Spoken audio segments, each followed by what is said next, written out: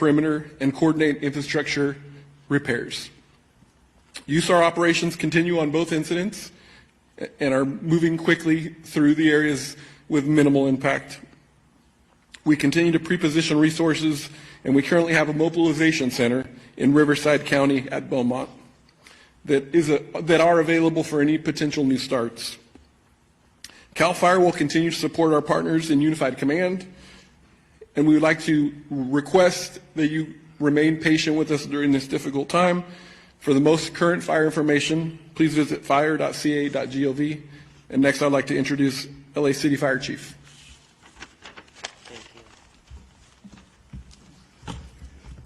Well, good morning, everyone. And due to the continued around-the-clock efforts of our firefighters, first responders, and all those that are assigned to the incident, we are very fortunate that this last wind event did not cause any expansion of the Palisades fire.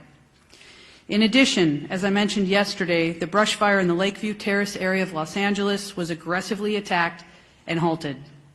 We truly appreciate the community and how they've remained alert and followed all advice. Together, we are able to move forward in the recovery of these devastating fires. As we take a step back and we've made it through this wind event, I think it's really important just briefly we talk about the winds aren't necessarily here in the city, but with that we still have, a large amount of unburned dry fuel with low humidity.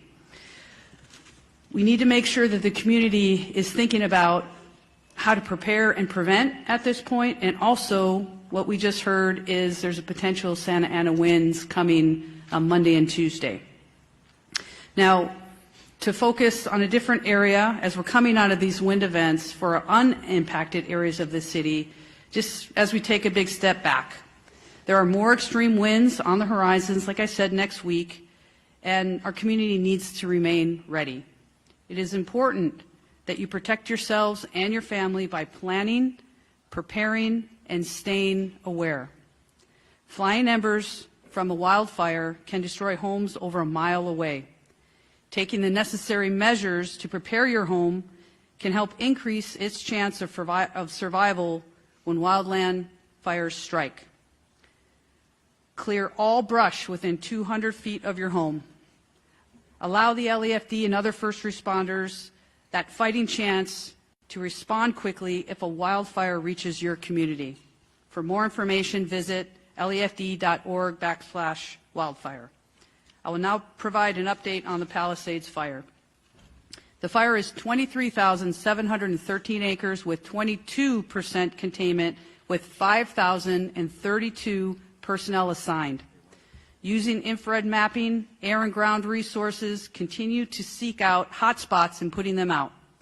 Favorable weather conditions assisted firefighters in increasing the containment and extinguishment.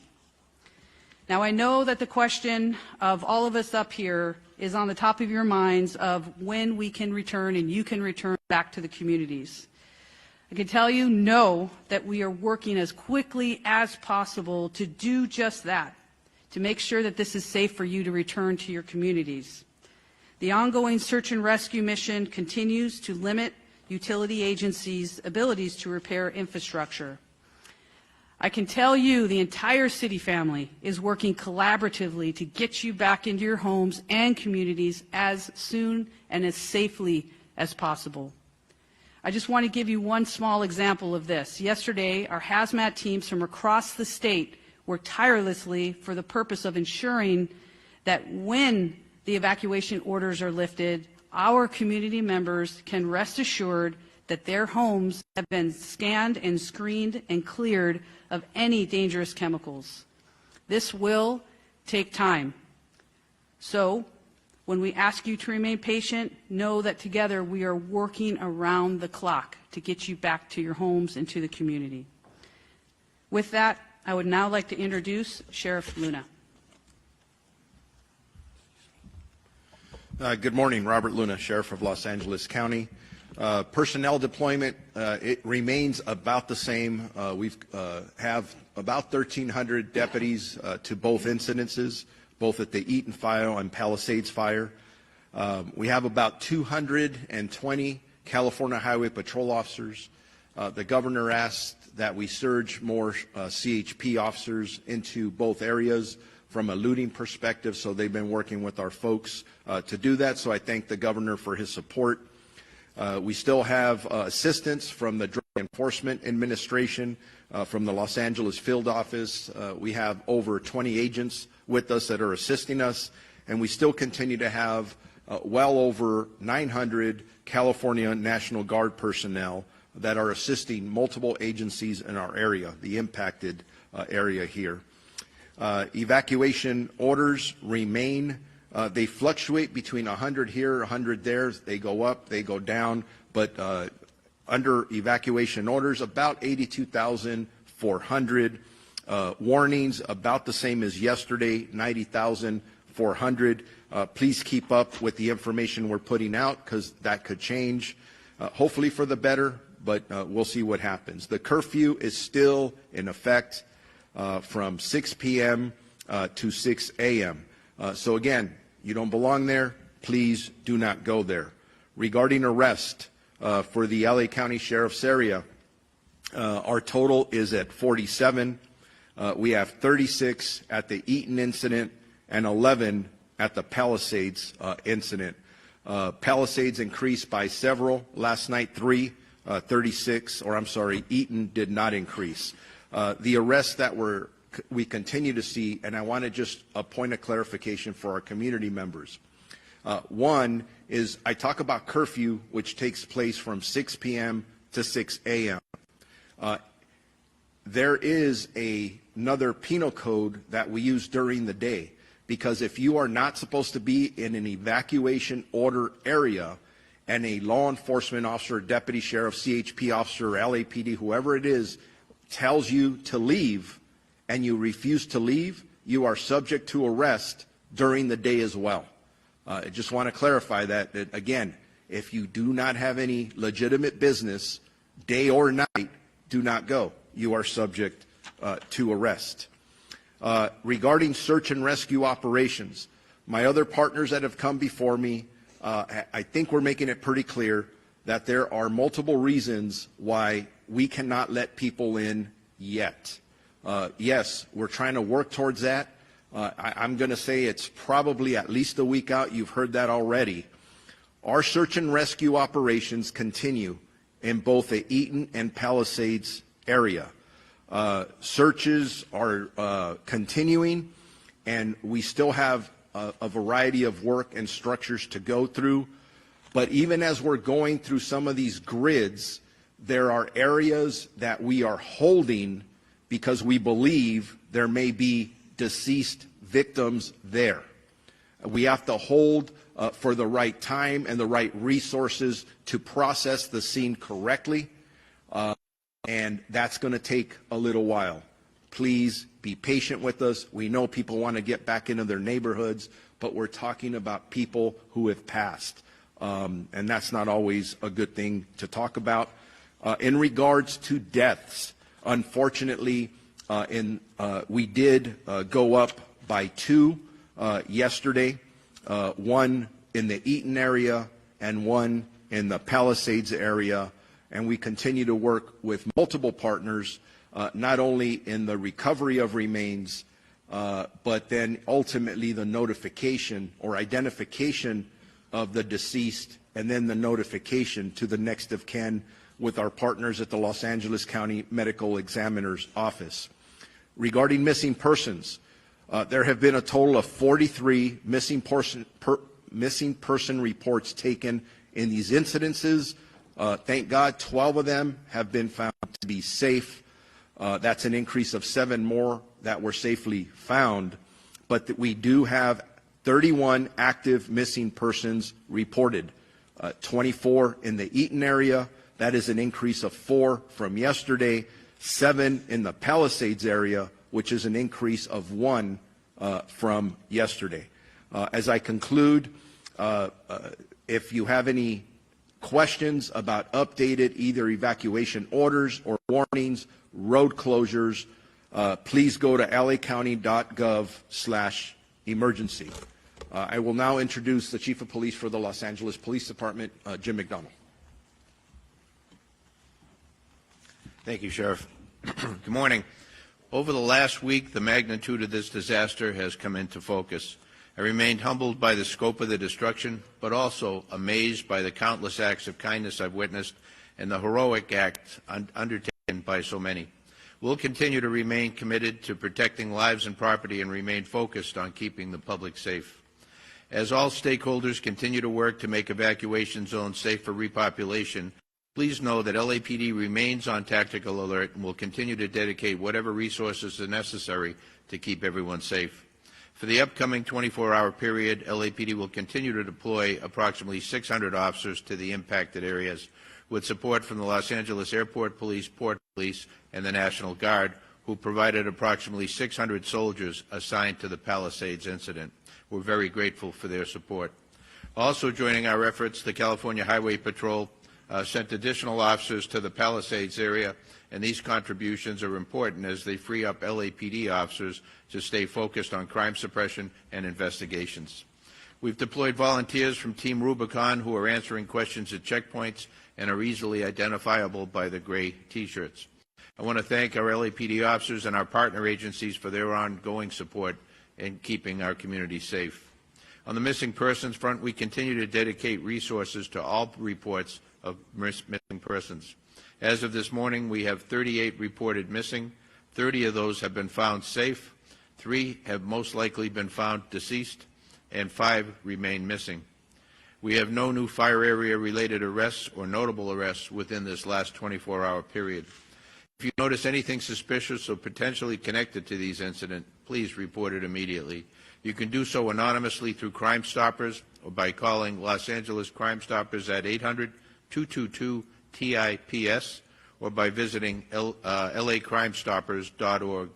In closing, I know that for so many, the events of the last few days have been life-altering. Please know that as we move forward, the LAPD remains committed to keeping you and our community safe as we recover. Thank you. I'd like to introduce now U.S. Environmental Protection Agency Incident Commander Tara Fitzgerald. Thank you. Good morning. I'm Tara Fitzgerald. I'm with the United States Environmental Protection Agency. The U.S. EPA has been tasked by FEMA to conduct Phase 1 household hazardous materials removal in the burn footprints. We are beginning this work today. We have personnel on the ground in both the Eaton and Palisades footprints conducting assessments.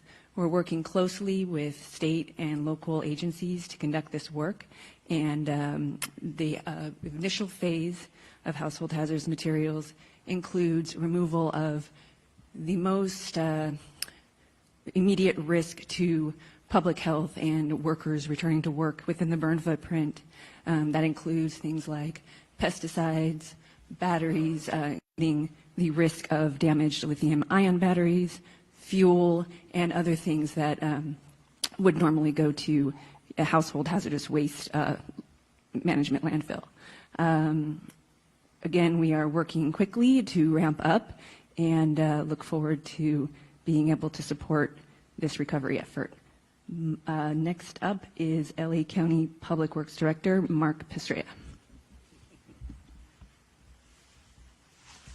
Good morning, everyone. And again, my heart goes out to the residents of both fire areas within the city and the Altadena area. Right now, the public works directors from both City of Los Angeles and myself for the County of Los Angeles are actively assessing the damage that's occurred to these fires and making provisions to create safe access for our residents and make the lots safe as well for enter. We are advising the sheriff and the chief of police from the cities about repopulation. Our part in that is to be certain that we can get a resident back in free from hazards when they enter their property. The properties have been damaged beyond belief. They are full of sediment, debris, silt, and hazardous materials. You just heard our partner from EPA who are here to help us remove and prepare the area, remove the toxics from the facilities. But what remains is a load of debris that also has to be removed from the site. So we are working on that process of debris removal in conjunction with the City of Los Angeles. We are also working with utilities, as I said, to restore power, water, and sewer to the locations. all of which have been damaged to the point that they cannot be delivered safely currently in most of the areas. Some areas, as Sheriff alluded to, may be able to return because those communities didn't suffer this much infrastructure damage. We are also, as the Chief Engineer of the Los Angeles County Flood Control District, we are also assessing the impact to the flood control system that serves the entire region, including both these burn areas. Both areas suffered watershed damage, burn to such a significance that we expect massive debris laden flows when it rains.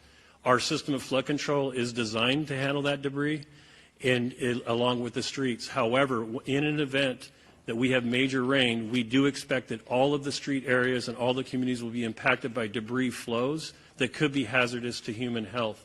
In order to address this, we are developing plans for both areas to capture and hold this debris back as much as we can during a rain event. I have to give everyone an early warning that we do expect the window to open for rain in the later part of this month, and so we are already pre-deploying labor forces into the area to make sure that the flood control system is ready as well as our street system is ready, again, as much as possible for that rain event. So we are coordinating utilities. We're advising both the city and the county about our readiness for people to return. That work is ongoing, and we will continue to provide updates as we make our way through the system so that essentially you can live there safely and our first responders can serve you. That's the other thing is we could have incidents once you get back in, and we need to have the access in place and the water in place to, take care of what may be future incidents, even structure fires. So there's lots of work to do for our public works agencies in order for us to say that these areas are ready to be restored. Lastly, on rebuilding. The rebuilding process will be streamlined. It will be organized as directed by both elected bodies, but particularly the Board of Supervisors have directed me to prepare the Altadena area as if it is a master plan community in which we are redeveloping the entire area. This master planning is already beginning. When I say master planning, what I'm talking about is preparing your properties for you to restore your homes on them. That again involves master planning all the utilities, the water system, the sewer system, and the road system. The first step in that process of development is to remove the debris from the site. As you heard from EPA, they'll take the toxics off. The county, in conjunction with the city, will be doing a debris removal process in which we will work together to safely remove the debris from an environmental perspective and from a site readiness perspective so that your property will be ready to be rebuilt on properly and orderly. That system is already in place. We're working with the federal government and the state government to put that into place, and there'll be more information to come on that process. If you want to learn more about the rebuilding process, please go to recovery.lacounty.gov. Thank you.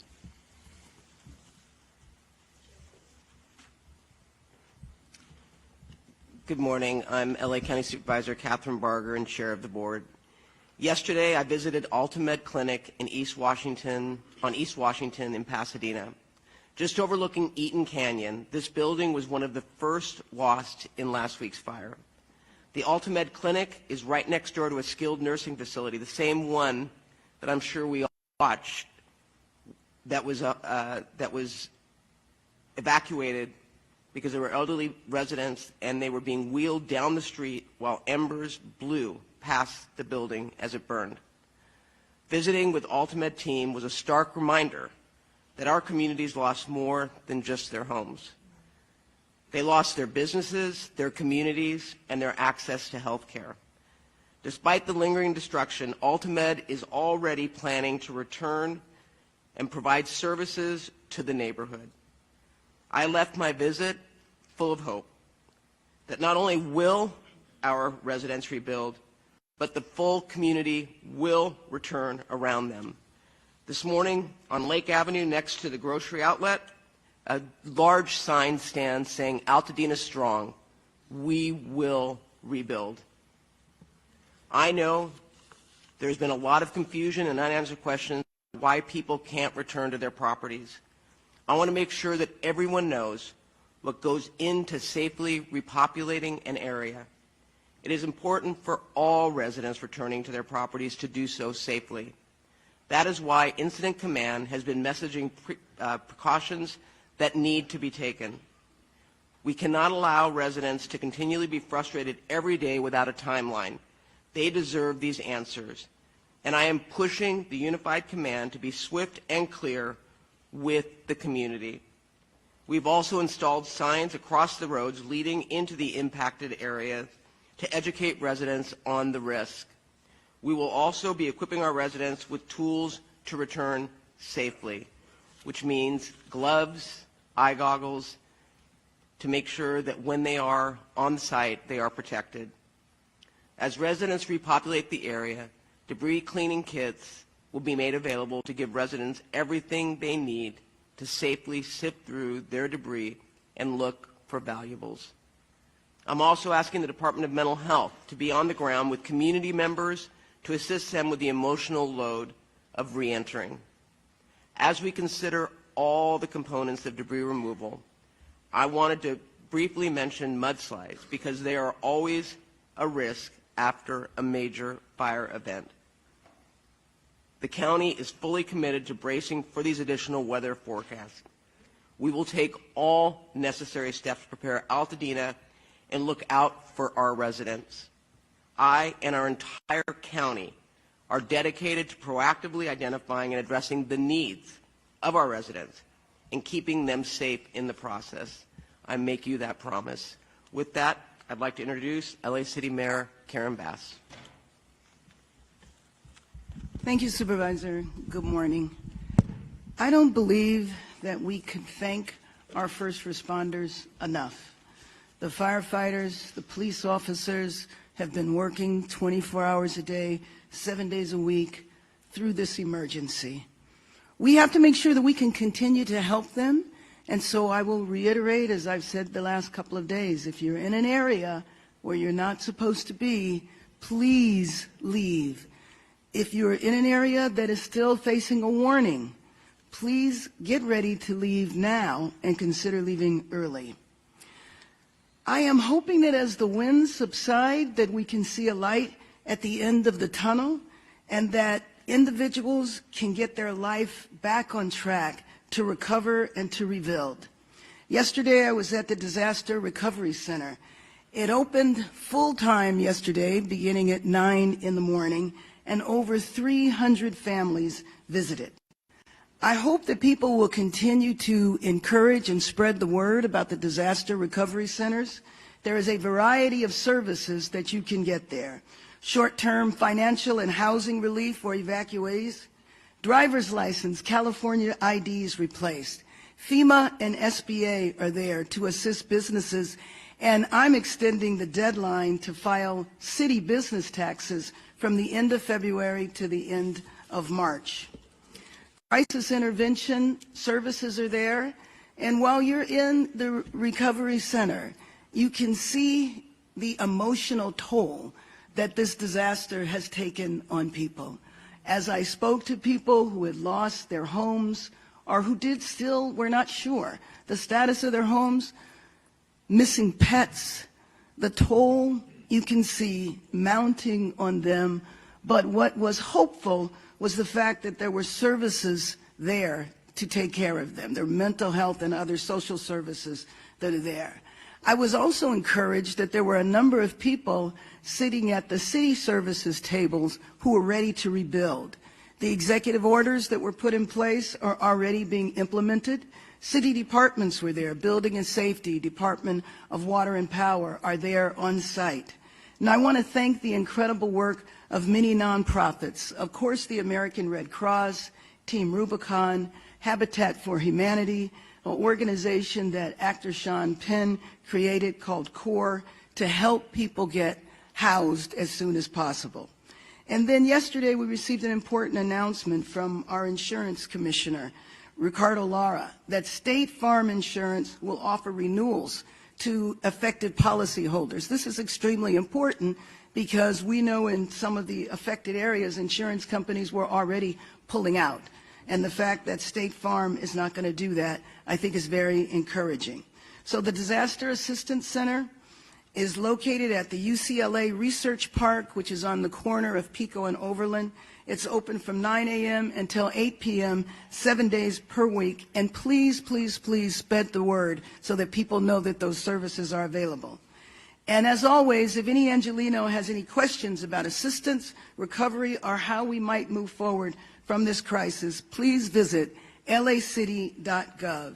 It's now a one-stop shop for assistance for those impacted and a place to help Angelinos find ways to get involved. And I think the involvement of Angelinos has been so impressive, people going out of their way to assist others. Yesterday I met an optometrist who was replacing glasses for free for people who had lost their glasses who were in a shelter nearby. And we know that people are stepping up around the world to support Angelinos.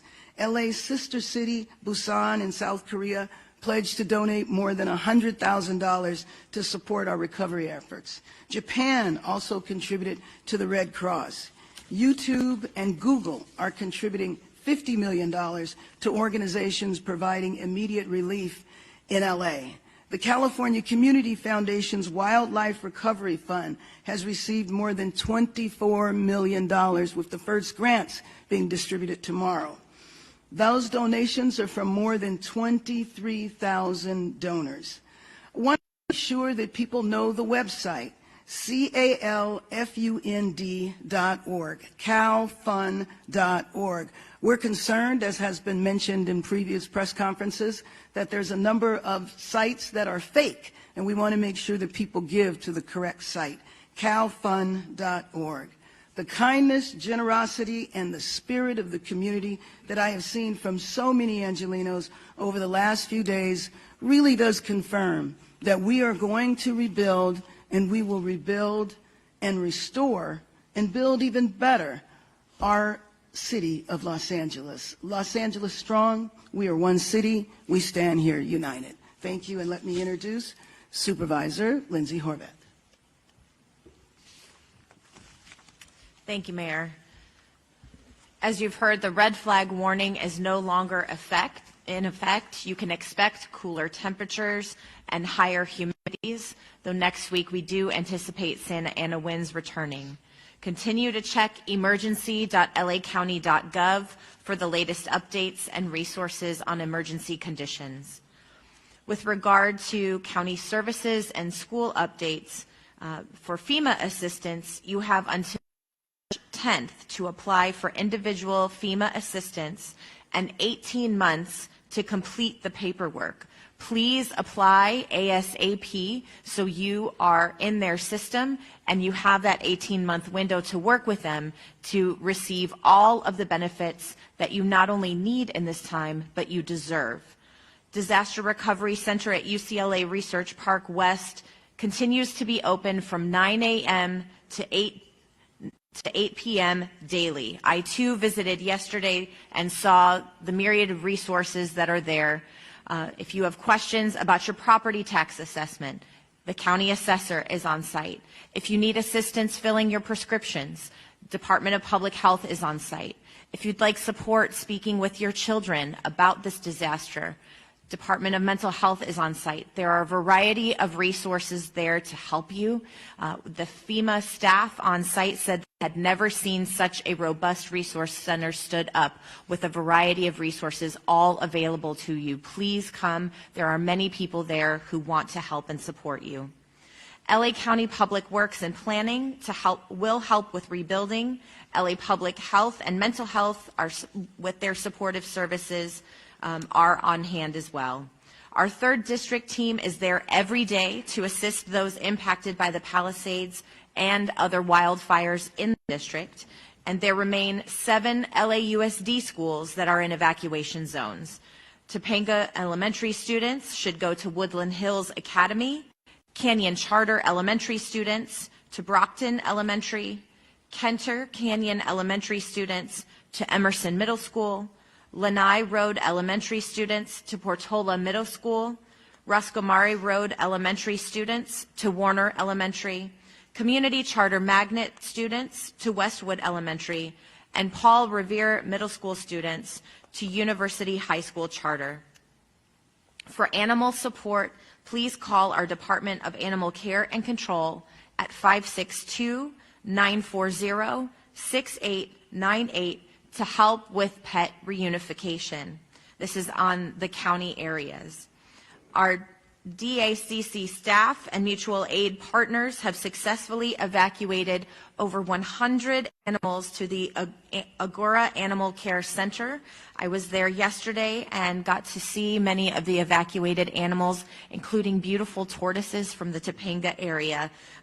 There's Ethel, the house chicken, and so many others.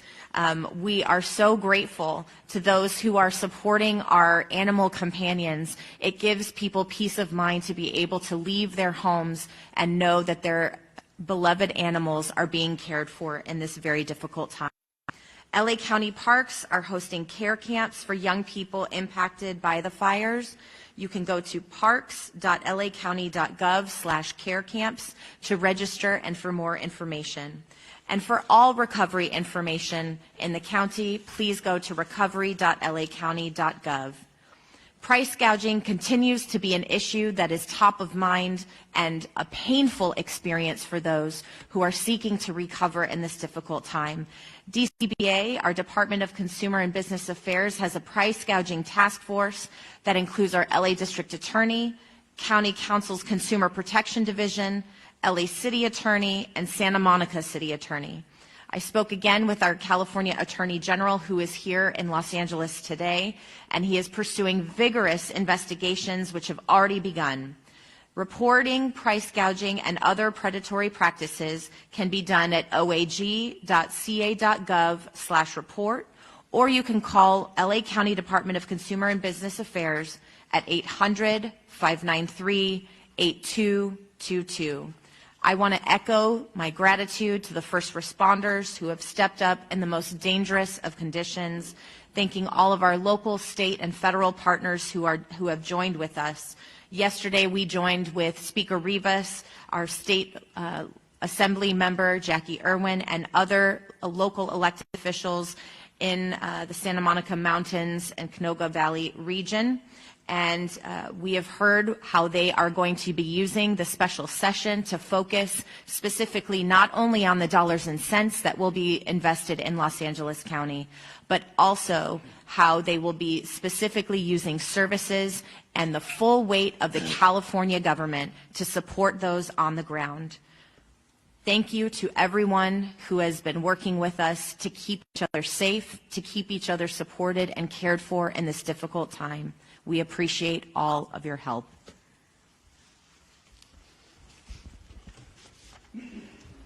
Helen Chavez Garcia, Communication Director for Chair Catherine Barger. We thank the Superintendent of Public Instruction, Tony Thurman, for being here today and showing his support. We will now transition to the question and answer portion of this press conference. I want to announce this is the last press conference that we will be hosting on a daily basis as a one-voice effort. We will transition to press conferences on an as-needed basis to show a unified voice. With that being said, please raise your hands, announce your name and the media outlet you are with, and a microphone will be brought to you. We're going to start over here on the lower left. Hi, Grace Tui, Los Angeles Times. We had heard about a landslide or a hillside collapse in the Palisades fire area and was hoping to get some details about that incident, what might have caused it, and if we're concerned that that might be an issue moving forward in either of the fires, obviously before rains even come. I know you guys were talking about rains. Thank you for your question. Mark Pastrella, Director of Public Works, LA County. In a joint effort, the City of Los Angeles and the County of Los Angeles, including the LA County Flood Control District, has been assessing the watershed areas, including geology, soils, and water conditions in both watersheds that have been burned. The area that you're talking about, the Palisades, is suffering right now. What you'll see on the slopes, you'll see what we call dry ravel, which is these slopes that are oversteepened have been really dried out, and you will see this raveling of the slopes and what looks like a landslide, and it is a landslide, debris into the streets and into properties. Some of this material is supporting some of the structures that have remained behind. There has been inundation to some extent of water into the system. You can imagine the amount of water that was placed in the firefighting effort. There were also gas lines and water lines that were destroyed in the system. I can speak for our LA County waterworks system in the Malibu area, where we have assessed our system and got all of those, cut water off where we didn't need it leaking all over the street. We did that for two reasons. One is because we wanted to maintain a water pressure in the system and not lose it to properties, but also in anticipation that it could grease the wheel of landslides. One of the other areas that residents may be noticing is the Topanga, the lower Topanga area. We're having a significant amount of this dry ravel condition in that area as well. We're working in consultation and side by side with Caltrans to maintain those slopes so that we can continue to have access into the area. So a warning to all the residents, no matter where you live in LA County, if you have slopes behind your homes, or if you're located on the top of a slope, these slopes have become fragile. The soil that is supporting your home have all become fragile and damaged, if you will, due to the events that we've had, wind included. There are mud and debris, as Supervisor Barger said, debris flow hazards that are existing even when it's not raining. So we want people to be very careful. If a resident is noticing any of these conditions in and around their property, in the fire area or outside of it, please contact 211, and we will set a team of geologists and soils engineers and flood control engineers to take a look at your property and make an assessment as to what you might do on your property to safeguard your property. And we'll go right here in the middle. Microphone, please. Jorge Macias, La Opinión newspaper. As everybody knows, many people living in Altadena, they were renting and they lost everything too.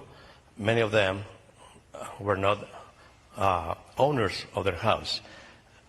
So what specific help by the city, the county, or the state are for those people who were renting or who were undocumented? And the second question is about the cleaning up. Can you please tell us about what kind of health dangers are for people if they start the cleanup by themselves and moving debris, as you mentioned today? So I think on the first one, what I will tell you is that we recognize that there are many people that were not owners of the homes that were destroyed. And that's why it's important to go to these centers that have been set up both in the west side, but also Pasadena City College on Foothill Boulevard, to get more information about the resources available to help them relocate. Because we're cognizant of the fact that we're not just targeting homeowners, but also those that have lost a rental piece of property where they were renting. And so, you know, we're constantly moving forward, recognizing that it's not a one-size-fits-all. And so, again, these centers, as the mayor said and my colleague, Supervisor Horvath, have everything under one roof. I've been out there, and I've been so impressed with the fact that you can get, you know, documents, information about rentals, I mean, across the board. So I would encourage people to go and access all that information. And then I'm going to let Mark Pastrella answer the second part. Supervisor, I have Dr. Davis answer the health question. Come on. Hello, Dr. Manju Davis, Los Angeles County Health Officer with the Department of Public Health.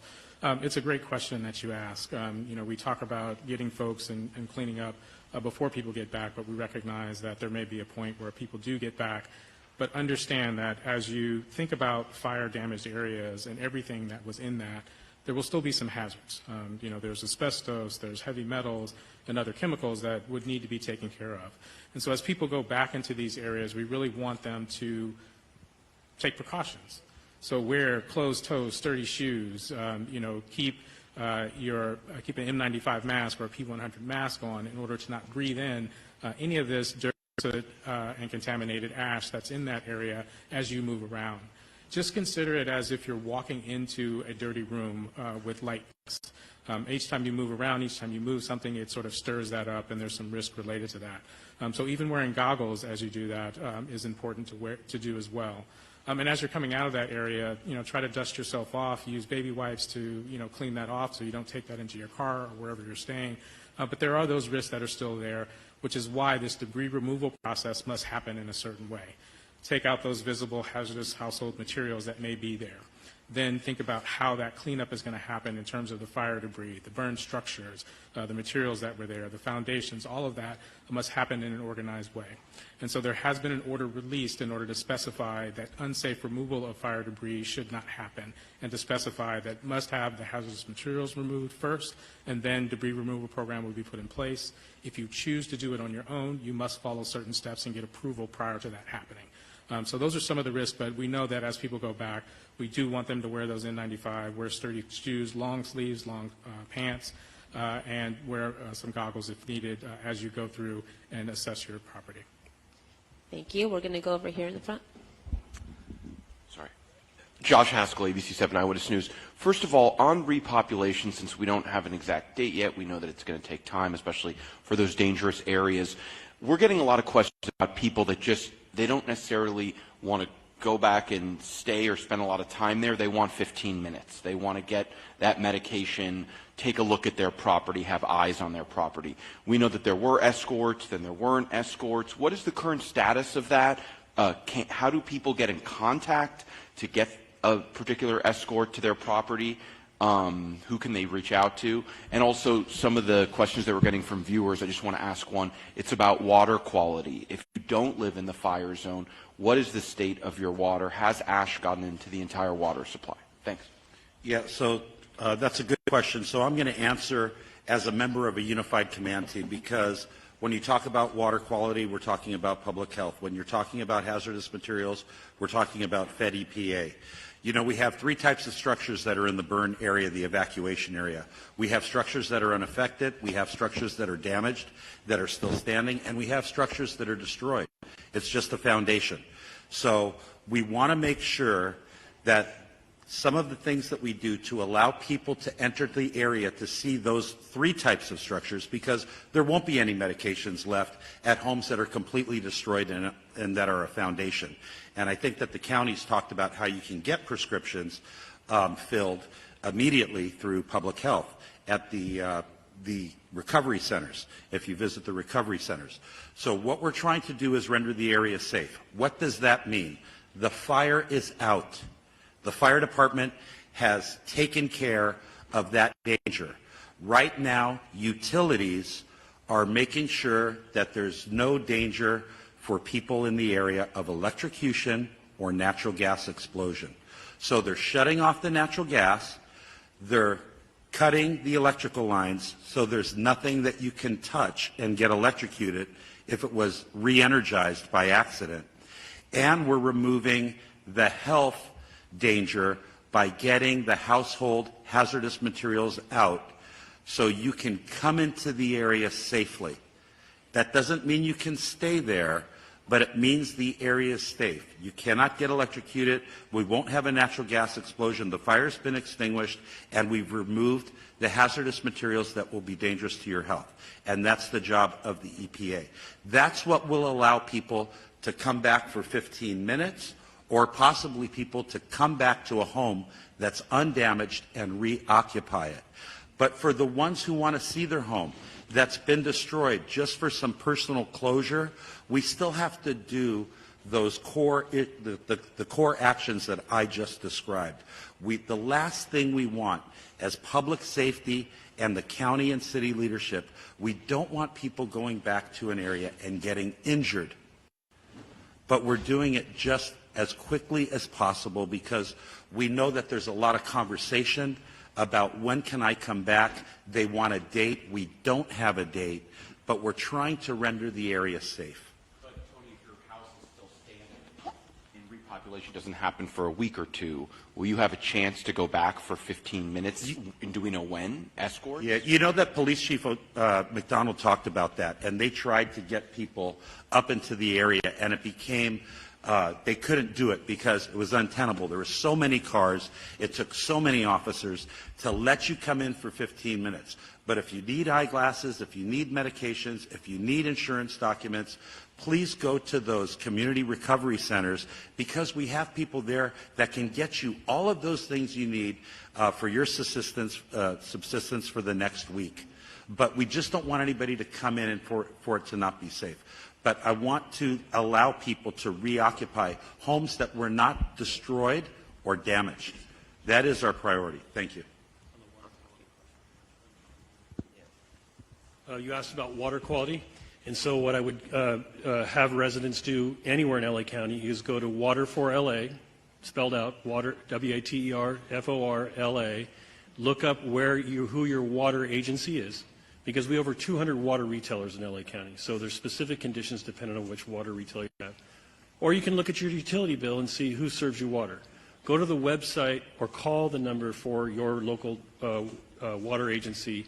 They will have it posted specifically whether or not your water for your house is clean for drinking, bathing, or any of those things you asked about.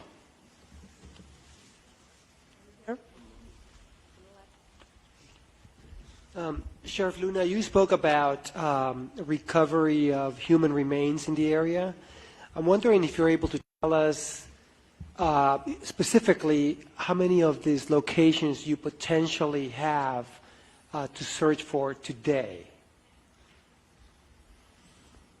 I'm going to answer that, a variety of them. You're looking for specific numbers.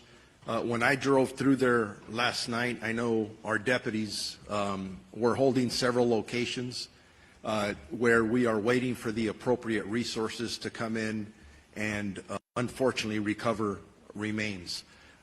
Back to the previous question, there are areas that we've gone through where we are about 85% sure that we have looked through the best that we can. You got to understand, if you haven't been out there, it literally looks like a bomb dropped. There is things everywhere, and we're trying, our people along with all of our partners are doing the best job that they possibly can, but there are areas right now that we have to hold people away from so our people can do their job appropriately, because remember this, I'm very empathetic to anyone who wants to get back to their property. But I'm also very empathetic to people who have missing people that they're waiting to find out if they're deceased. Those are the kind of tragedies or the significance of what we're dealing with. So we have a lot of work to do. And that's why my partners up here are saying, everyone wants to hear a date, and we want to give a date, but we need to make sure we're doing the work appropriately for all the right reasons. And it's going to be a while. It's not going to be in 3 or 4 days. I'm going to say at minimum, at least another week, and that's an estimate, but I believe it's going to be longer than that. The middle. Hi, this is Kate Cagle from Spectrum News 1. I have 2 questions. One is that we've spoken to some residents in the Altadena area saying that their insurance company is asking them for photos of the damage. So what is your advice to them as far as the fact that they can't get back and get them? And then I also had a question for Mayor Bass. I wonder if you've spoken to other mayors who've dealt with similar disasters like Lahaina or Paradise, and what advice they gave you for getting through just the next year when people are so destabilized. Kevin McGowan, Director with the Office of Emergency Management. For people who want access to photos for damaged and destroyed buildings, they can go to recovery.lacounty.gov. We are posting the damage inspection maps. When you click on the icon, it will show you a picture and it will give you a percentage of the damage. So again, go to recovery.lacounty.gov. Thank you for the question. Yes, I have heard from many, many mayors. Mayors who go through this on a regular basis, especially those that are in the South. And their number one advice to me was to stay focused, to not get distracted, for all of the reviews and analysis of what happened, what, when, and where, to make sure that you stay focused on saving lives, protecting people, and doing that after the immediate crisis is over. Thank you. Yeah, and not that you asked, but I'm going to tell you that I've actually talked to county supervisors Napa, who went through the exact same thing, who is giving me incredible advice, and I'm going to be looking at the way they went about rebuilding and get lessons learned. So James Gore, who is Sonoma actually, has been very helpful, and I know other supervisors who have faced similar situations have also reached out. Thank you. Last question, then we'll move to one-on-ones right over here. Hi, Ross Palumbo from CBS News and KCAL News. My first question is really for Chief Crowley, and I wanted to ask you about the first responders. We're more than a week into this now. The conditions out there have been so difficult for so many of our firefighters and first responders. How are they holding up, and what are they telling you, and what can you and the public really do to help them at this point? Thank you so much for that question. That means a lot to all of us that have responded to this incident, and we also feel right there with the communities in step. Our first responders, from that very moment when they were called to duty, did their jobs. I've had the opportunity to spend some significant time with our firefighters who are on the line. We visited the local fire stations, we visited the command post. Our firefighters are doing an incredible job, and they have so many feelings just like the community does. I tell you, our firefighters, first responders, everybody that's involved with this, the amount of love and outpour and support from across the world, all the way down to the absolute community members that were negatively impacted and really heavily impacted by this, they feel that love and support. Specifically to our 20 engines that are still actively engaged in Palisades, they've been there since day one. Spoken to a number of them as well, and they are working hard. They're going to continue to focus on our mission with everybody else here. And in the end, I tell you, I've said it multiple times, I'm going to continue to say it, that as their chief, I'm extremely proud of the work that our people did and continue to do and will continue to do well into the future in the many years to come. Thank you. Thank you. That's the end of our press conference. For one-on-one requests, please approach the front. Spanish, if you want a Spanish interview, please assemble over here. To my right, we will do a press gag. We have 2 Spanish representatives from each of the different fire departments.